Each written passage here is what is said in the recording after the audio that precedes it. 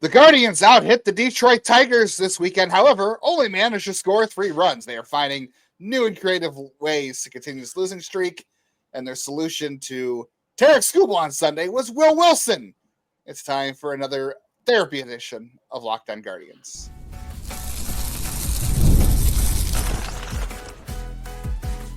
You are Locked On Guardians, your daily podcast on the Cleveland Guardians. Part of the Locked On Podcast Network, your team every day. Welcome on into a Therapy Monday edition of Locked On Guardians. Shout out to all of our everydayers. Please check in through a YouTube comment or on Twitter or email the show at loguardianshow@gmail.com. Check in with us. Make sure you're okay. We want to do a well-being check on a welfare check on everybody at this point, to be honest with you. This is Locked On Guardians. It is still somehow our favorite half hour of the day. Look, win or lose, we're going to be here talking about the Cleveland Guardians because we like talking about baseball. We like talking about the Guardians. And we're all here to get through this together. And honestly, at this point, we're watching the team and giving you the analysis and keeping up to date on what's going on. So you don't have to subject yourself. Go out and go for a walk and get outside. We'll watch the team for you. You come back and watch us. We'll catch you up on everything. But this is Locked On Guardians, covering the majors, the minors, the draft for the Guardians, everything in between. And we do it every day here on Locked On Guardians, part of Locked On Podcast Network. Your team every day. I'm Justin Lada. I have been watching the Cleveland Guardians since I was born. I have been covering the minor league system since 2007, where I've seen plenty of good and bad prospects. Not a lot of bad baseball. This definitely takes the cake. Haven't had a chance to talk about a team this bad with my friend and co-host, Jeff Ellis. Again, we'll get into our debates on how bad it's been. I'm not saying it's good, but I feel like I've definitely seen a lot worse in my time as a Guardians fan. I go back to the 80s. I remember days when Carlos Martinez had baseballs going off Jose Canseco's head. That was more bad for them than us. But fun times all around with some of those early squads. I am Jeff Ellis, one of your two hosts here of Locked On Guardians, and I have been since Locked On started talking about baseball.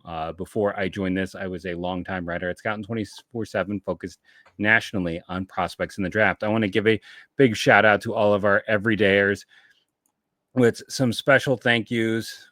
Oh, I clicked the wrong thing and lost it. To people who left some iTunes reviews, to Hildy, to Greg Klepzig, and to Graffator. Anyone else who wants to leave an iTunes review or a review wherever you are, we appreciate that when our everydayers do that because it helps new everydayers find us, as well as I want to say thank you for making today's show your first listen today and every day, wherever it is you get podcasts. On today's show, we'll get into if the fan support is waning for the Guardians. We'll talk about what that's looking like these days, because I heard some interesting things over the weekend with conversations with friends and other people. We'll talk about the organizational failure that has led to the Guardians' 10-game losing streak and how this hasn't happened overnight. We'll start off today's show wondering if the Guardians have finally waved their white flag, if they have given up on this season, and they haven't. They never give up. We're gonna have to debate that on choices. Before we get there, we have to talk about how this show is brought to you by Monarch Money. Would not be possible with Monarch Money. Take control of your finances today, so you can choose to purchase whatever top prospect you would like. Use code LOCKEDONMLB at monarchmoney.com for 50% off your first year. Look, it was a good weekend for the pitching, right? Friday night, great start from who pitched on Friday? I don't remember who pitched on Friday now. Slade Ciccone, right? Yeah, Slade Ciccone was awesome on Friday. Logan Allen was good Saturday, and Gavin Williams, maybe one of the most complete starts he's ever had, at least this season, on Sunday. He basically matched Tarik Skubal pitch for pitch, which is very hard to do, I might add. It gave you like some sort of hope, like, okay, and they managed to knock Tarik Skubal out of the game as far as like pitch count. Like, I also want to say, like, credit to Tarik Skubal. That guy threw 101 miles an hour on his 101st pitch of the game in the 7th inning in like 90-degree heat. Like, that's really impressive. I don't think the average fan knows how much work goes in to be able to have your body in the kind of shape it takes to be able to have that kind of stamina in the middle of July when it's that hot and that deep into a game. Like, that's impressive. That's why he is the best pitcher in baseball right now. But the Guardian solution... I've never been high on him. No, Jeff was not at all the high man on Tarik Skubal when he was drafted. Not saying at all he was going to be a steal in the draft, and he very much was. But I got to say, Jeff, the solution to the Guardians' offensive problems was Will Wilson, Lane Thomas, who hit the grand slam off Tarik Skubal last year, and is kind of, except for his fantastic June this year, has been kind of riding that moment to his roster spot at this point. He's just been he's hurt. On the IL. Is it riding the moment, or it's just that he's been hurt constantly? He's been hurt. He goes on the IL with plantar fasciitis, so you lose that key piece of your hard-hitting lineup that he was part of, even though he had a home run against the Cubs this past week. He goes on the IL, and you call up Will Wilson. Now, I understand the Guardians were not going to call up Chase Slaughter for this game. He's not coming up today either, because if he was coming up today, he wouldn't have played Sunday. They would have had him out of the lineup on Sunday, and they would have had him prepared to fly to Houston and be healthy. But that's not happening. And I understand, like, you're going to say, like, who else would they call up? And you're right. There is nobody else. Like, Juan Burrito's hurt again. He's got a hamstring issue. He's missed the last 2 games. CJ Kapus is not helping you against Tarik Skubal, and honestly, anybody. Like, I'm still very leery of CJ Kapus, and he's struggling right now anyway. Jonathan Rodriguez is on this roster. He doesn't help you against anybody. Like, Jonathan Rodriguez would make a great DH in the Pacific League.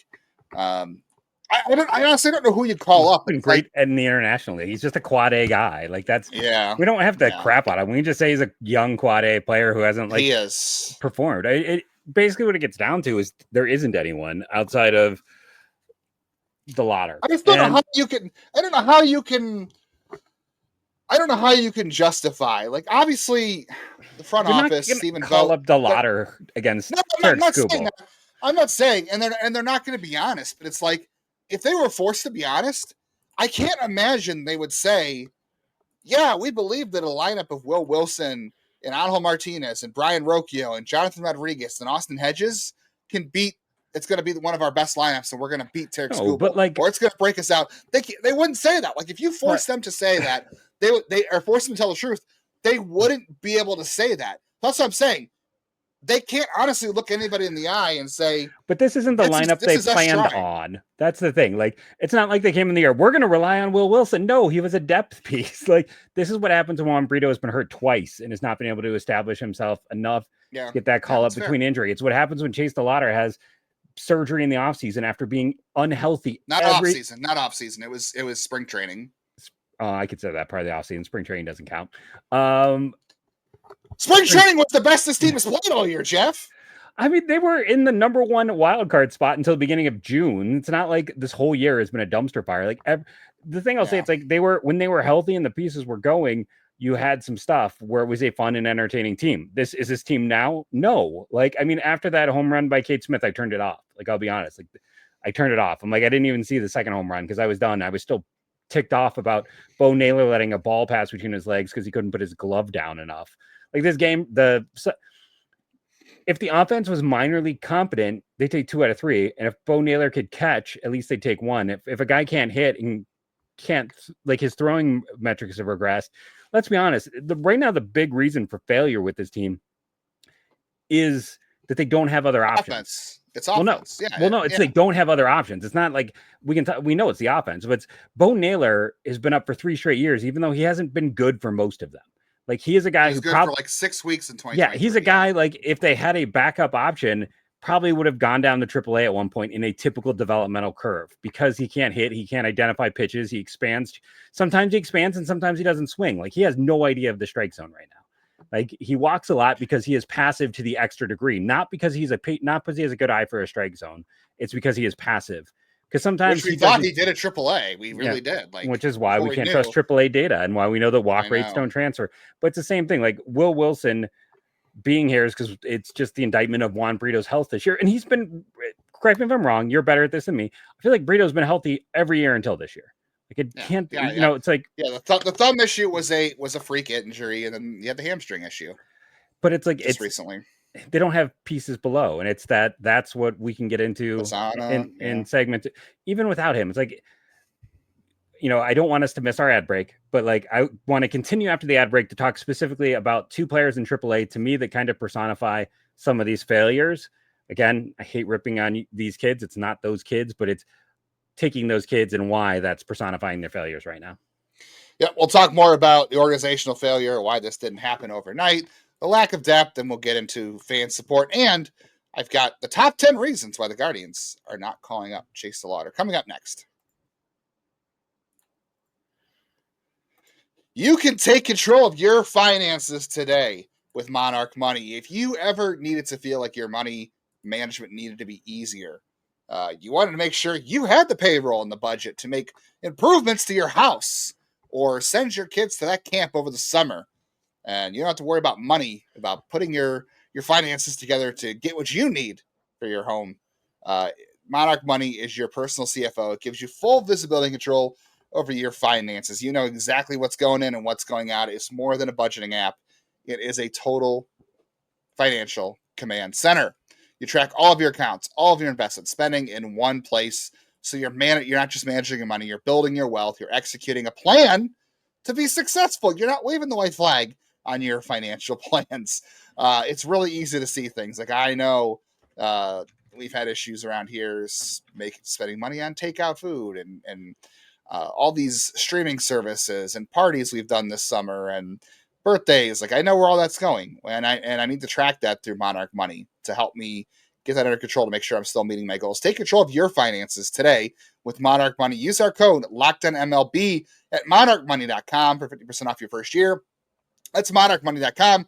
Code LOCKEDONMLB for half off your first year. All right, welcome back to today's edition of Locked On Guardians. Again, I want to say that if you are having a frustrating time following this team, watching it, follow Locked On Guardians. We will watch the games for you. We will break it down. We'll analyze everything going on. We'll take the hit for you. We can do it. Don't worry. We can handle it. We're checking in. Jeff, is your mental health okay? I'm okay. I do therapy about once a week, so I'm doing okay. I can handle it. I do a lot of retail therapy. I just bought a bunch of games for my Steam Deck. Got some comfort food in there. The Steam Deck's having their Steam sale, so I bought some old Super Star Wars games that some bad. So Jeff's good. Jeff's good. We have the draft coming up next week, so we're gonna be really good. Don't remind me.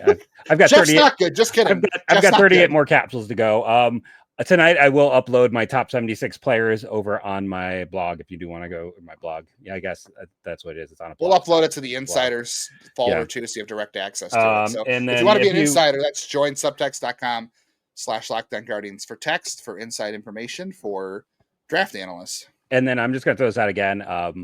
People sometimes, every episode is their first time. I'm a dyslexic. It leads to pronunciation issues. Sometimes people think I don't watch the games. It's just I get names confused in my head.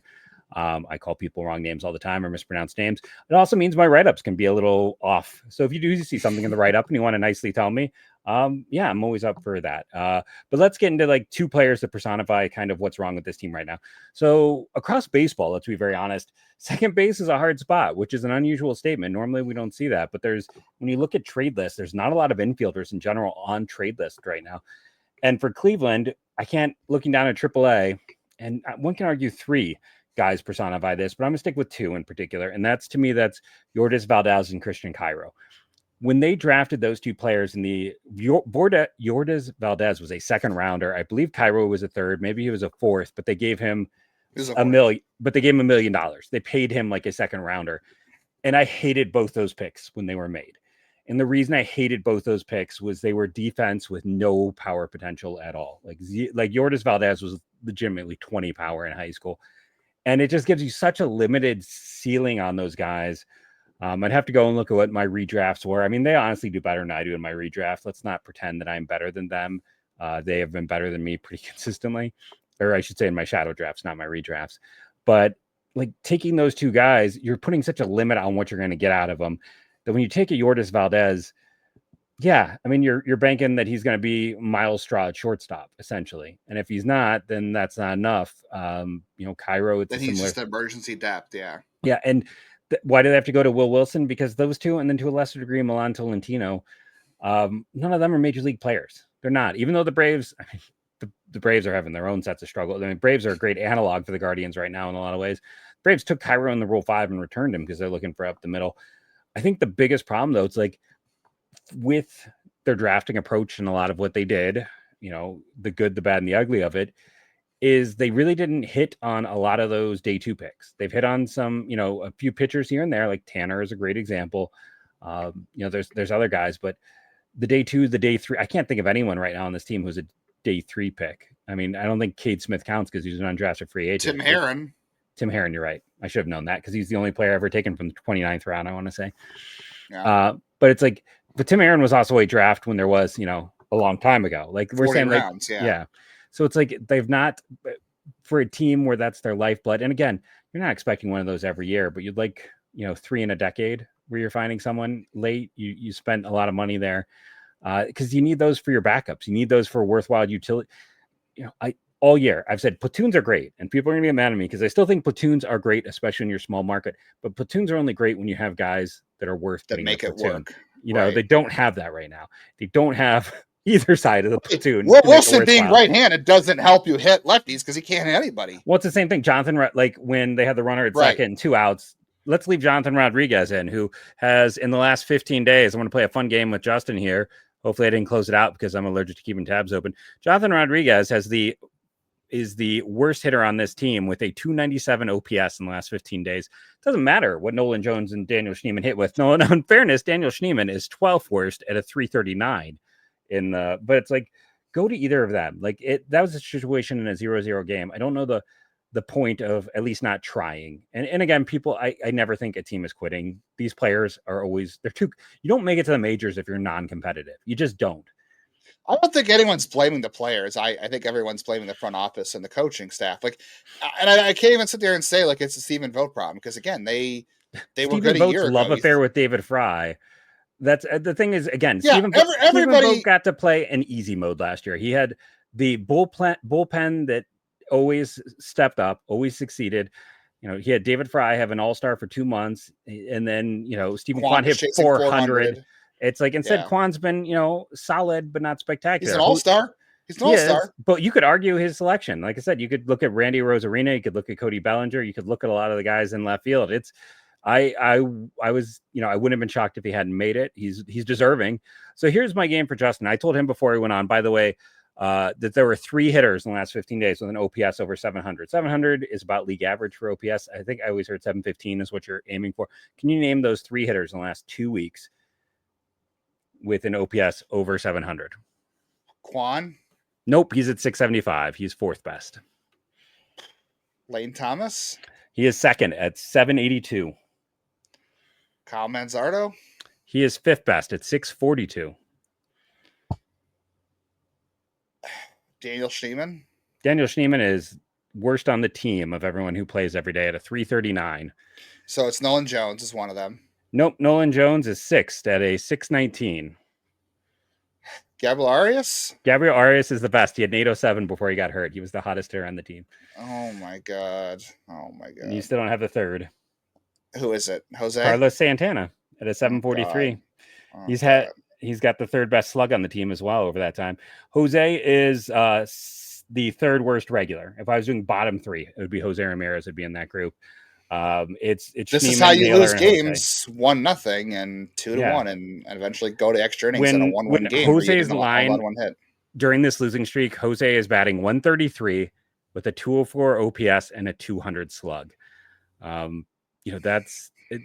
Why do you have a 10 through it? It's like when you look at, like I said, the crazy thing is highest slugging percentage in this time. It's Gabby Arias, Lane Thomas, Carlos Santana. That's not what you want to hear is your top 3 slugging percentages, that they're higher than Manzardo, that they're higher than Jones, that they're higher than Jose. I mean, let's be very honest. The way this team is built, if Jose is going to play like a player who should be cut, I'm not saying he should be cut, but he's playing like a guy who normally you cut with those numbers, they're going to lose. And then when you make silly moments, you're going to lose. And then there's been a small degree of bad luck. And then there's a small degree of just not executing. Again, get the dang glove down, Naylor. Like I am. They should have won that game. Even though they only scored 1 run, they should have won that game. They were 1 strike away from winning. Yes. It's the 2nd time in a week Clase loses. Well, I guess he didn't technically lose, where Clase is involved in a negative outcome without giving up a single hit. Now, he did hit a runner, but his control was bad to start. Yeah, it was. But then he came back and he struck the guy out after. And again, if Naylor can't handle that, don't call it. He called that pitch low. It came in too low. He knows you have to be able to react. I mean, he's never been a good blocker. We know this. I know. We talked about this before. He's not a good blocker. For him, it's framing and communication. And then I know those are his things that he excels at. Clase does not hold the runner, but it's like the pitch that they stole second on was a high 99-mile-an-hour fastball. He gets to get up, throw it, and he skips it into second. If he actually makes a good throw into second, then the inning is over. They could have won that game if the call stood too. By the way, because that got turned over so quickly. The second base umpire called him out. I'm like, well, that would have won in the game. It would have. It was so clear. I was like, oh my god, is this second base umpire having a heat stroke? Like that was a pretty clear out. Yeah, it was. Safe call. Yeah, it was wild. So Jeff, I want to go back. I'll have my catcher of the day in segment 3, but we'll get to it then. Okay. All right, I want to go back to something you said about Christian Cairo and Yourdis Valdez. Most people in our audience is probably like, who the heck is that? I want to go back to that here in the third segment. We'll talk about how this didn't happen overnight. We'll talk about the fan base a little bit, and I've got the top 10 reasons that Chase DeLauder isn't being called up, so stay tuned for that kind of fun.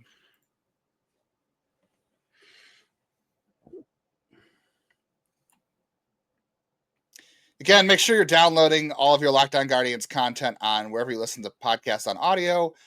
Hit the bell on YouTube to get all the reaction videos, all of our bonus content, whether it's a game, whether it's the prospect call up, a regular episode, the MLB Squad show. It's the best way to support the show, and honestly, it's the best way for you to stay informed and engaged too, because nobody's going this deep 5 days a week out there, especially with the team being this bad, and nobody covers them from every angle like we do. I'll be very honest about that. And if you don't want to watch the games and you just want to keep up with the team, but without watching, let us do it for you. So tune in and make sure you're subscribing. All right, Jeff, you mentioned about the thing about Cairo. Like, Gabriel Arias being hurt too. If Arias isn't hurt, Rocchio's not up, and you probably don't have Will Wilson up either. You probably call up Rocchio. So that's another reason too. It has to do with injuries. You're right. But it comes back to bad organizational planning and lack of depth and lack of drafting. Like everybody wants to sit here and say that Dolan needs to sell the team, and we're going to have the conversation about ownership this week, I think, at some point, in general, and how that's really not going to change, and why it's just a lost thing to scream about, honestly.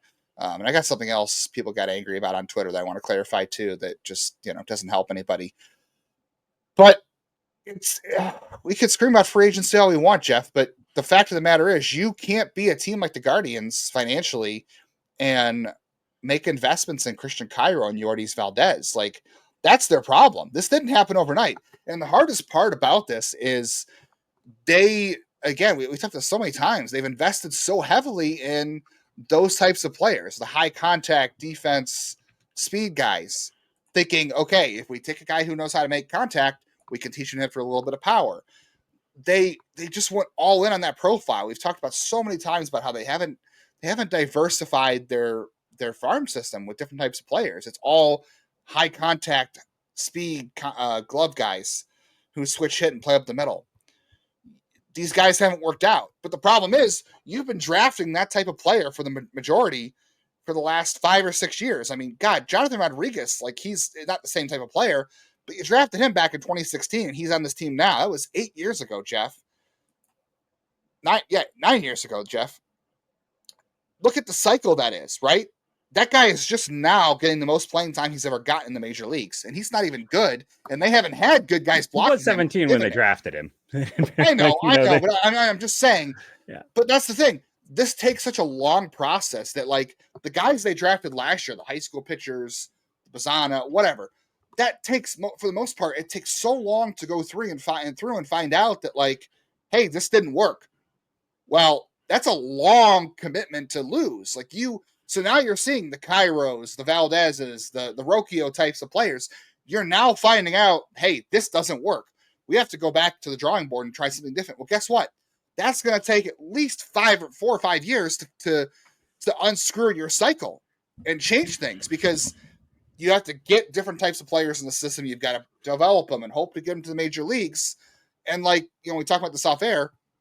You take the Stephen Kwans, right? That's great. For every 10 guys you take like Stephen Kwan, probably one turns into Stephen Kwan, and the other 9 either don't make it or they wind up as like the Brian Rocchio, Yourdis Valdez types. And it's such a long cycle from draft to the major leagues to find out if this is working. So the fact that this team went from ALCS team last year to this abomination this year, it's baseball. It's baseball. It's baseball, Because but the it's last not 2 years, half the teams who made the AL playoffs are 500 the next year. right. It didn't happen overnight. This is like an 8-year thing that happened to them. Well, They had bad drafting and bad development and bad but I think investments the other in part too is when you are types this of good, players. when you are this good for this long, you don't get the safe bet. Yes, You have to gamble correct. because you're picking at the end of the first round, and it's either you go for safer bets or you go for what they're trying to go for is basically, it's not my favorite approach, is they took the best tool on the board. Like I think with Yoris Yeah. Valdez, he legitimately had the best tool on the board when they drafted him. It was his defensive ability. Yeah. When they looked at Cairo, it was bloodlines and things like that with that first pick. That, I mean, was it Cairo was at LSU and they signed him literally out of like the coach's office? Yep. And he you know, went to campus. Yeah, he was there. Pissed. They were pissed. LSU was unhappy, and it's hard when you're picking late, and that's kind of what we're seeing a degree of now. But yeah, I didn't always agree with their approach. Like, I'll be very honest with that for everyone who's like, "Oh, you never say." And you're right, negative. because you know what? It hasn't worked either. It hasn't worked. I will say this though: the other side of it, there was a period there where like that was the in vogue approach, was going high contact and just like, hey, if you're making contact, it means you're not. When you put the ball in play, the chance for good things to happen can happen. There were a lot of teams who jumped on that train. Unfortunately, it is not 2022 and 2024, but you also see it's not consistently sustainable. It's exactly, which is also why when you look at some of the other teams that have been in and out, like Tampa, who was in the playoffs for 2 straight years and out, they also go with a contact heavy approach. But so Tampa targets exit velocity, Yandy, Caminero. There's other guys they target. I mean, let's be honest, like too. Junior Caminero's a lottery ticket. There's 100 trades like that a year, and 99 of them the player doesn't even get to double A. You never hear about them. Yeah, it's like that stinks, but that's not you. You do get mad about Yandy, but at the same time, like they didn't go for Yandy because his exit velocity. They went for him because of his contact ability. They didn't, it was his approach, but they felt like they could help his launch angle. His issue was launch angle. It was. They felt like they could help him, and they kind of helped him for a little bit. But to the point though, they've still gone for contact types, and that's why they're in the playoffs 1 year and 1 year they're not. And you look at some of these other teams, they didn't trade for Yandy because they didn't trade for Yandy. I mean, the exit velocity was the big thing. It was the combination of exit velocity. I talked with people who were connected to them. It was his contact ability first and foremost, that they thought that he could play, first base well, and that he would make contact and he could be maybe an on-base guy. And if they did anything with launch angle, that was a cherry on top. But it was contact first and foremost with him, because they also didn't want to mess up his contact ability by trying to do too much with the launch angle. Yeah. I want to get to one more thing today before we get out of here. The fan base. The ladder? Oh. Well, I'll have to save it for tomorrow at this point because we're running out of time. But the fan base thing. I had one fan message me tonight, a friend of mine who's been a season ticket holder for 15 years, drove down from Michigan to go to games back in the Maniac era. I've got another friend from Buffalo who drives in almost every weekend home game to go to the games. I had another friend who's been a season ticket holder for over 10 years now. And he also had partners who were season ticket holders in his group. They're all bailing for next year. They're out.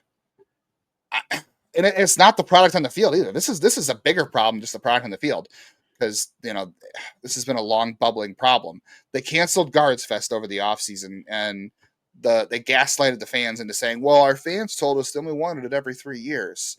Well, you're coming off an ALCS appearance. A lot of people did want it. I didn't hear from one season ticket holder who said, yeah, that's what I put on my survey. I only wanted it every 3 years. Everybody I talked to who's a season ticket holder, my father-in-law is a season ticket holder. We go with him. He wanted FanFest.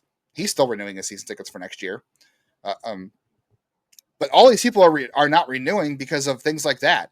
And to be honest with you, there's a lack of perks to be a season ticket holder anymore. The biggest perk of being a season ticket holder for the Guardians now is that you get access first to buy more premium tickets, which is opening day and playoff tickets whenever that happens.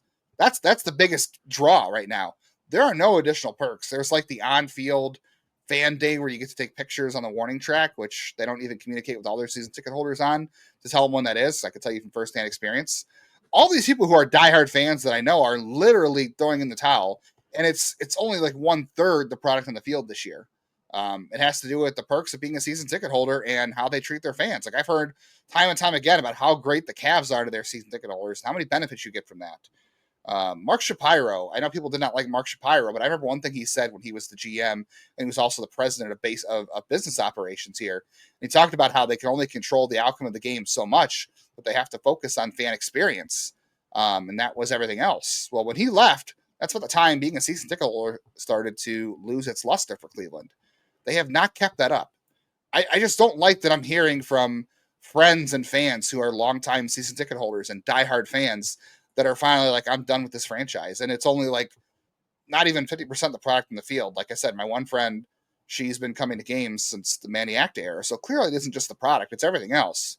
But you can't be crappy at treating the most important part of your fan base and also throw out a product in the field that looks like this. You have to do one or the other really well. You either have to have an abusive relationship with your fans and say, we're going to treat you like crap, at least you'll see a good product, or you got to treat them really well. And, the outcomes on the field are going to be what it's going to be. This is a deep organizational issue between the fans and what they've got on the field in terms of what we talked about today, in terms of their philosophy on drafting and developing, but also the fan services side. Like it's a real concern. This is a very deep cut right now that I would be very concerned about. And we'll have a further conversation about ownership later this week. And people who think David Blitzer is going to be the savior, I got bad news for you. He's not. So stick around for that. Yeah, it's it's a hot button issue. It does feel like they don't do as much for the fans. It's I'll still say though, bottom line, going back to when we talked about the summer score, it's like this is an organization that over the last decade has has put their team in the ability to contend more than just about any, especially in their size. It's them and the Rays are the exemplary ones. And I still feel like there's a degree of us being lucky that we get to talk. Like I sit there and talk to the other hosts. Kansas City had that great year last year. Guess what? They're right back to where they were. They're right there with Cleveland at the bottom of this division. Like this is, there's a lot of orgs, talk to a Colorado fan, talk to a White Sox fan. This stinks, but we are experiencing what it's like to be those fans every year for years in a row. And I'd rather take a 10-game sample. So as much as I feel like sometimes since we haven't had to eat poop since the Acta era, we don't remember what it's like to be truly bad. Yeah, because this is not just 2023. Like again, they haven't lost as many games in a row since 2012. So it's like it's worse than 2023. We have forgotten. Though those doesn't mean it's okay. Very similar. No, it doesn't mean it's okay. But I'm still saying like I'm always trying to find the positive. That is how I live life. That is how I operate. That's how I make it through things. And some people have complained that I'm too positive of late. Well, I'm sorry. That's just my approach. Like I get through life by finding one thing. And I also want to say too, I know we're running a little bit long. We didn't have a second ad today, so let's just kind of throw this in here.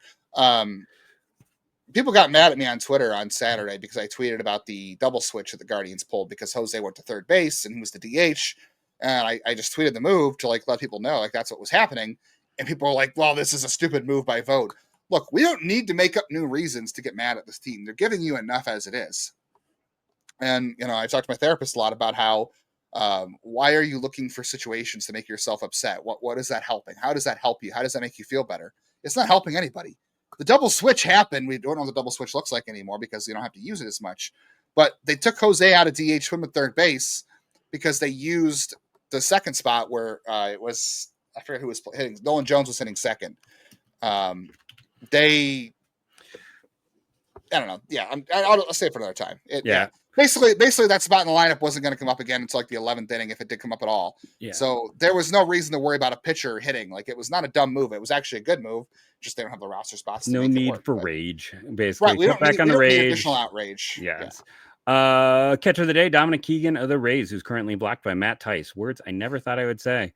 Thank you for joining us. Remember to rate and review, download daily. We will have the Chase the Ladder top 10 as well as many other things. Thank you all, and go Guardians, go.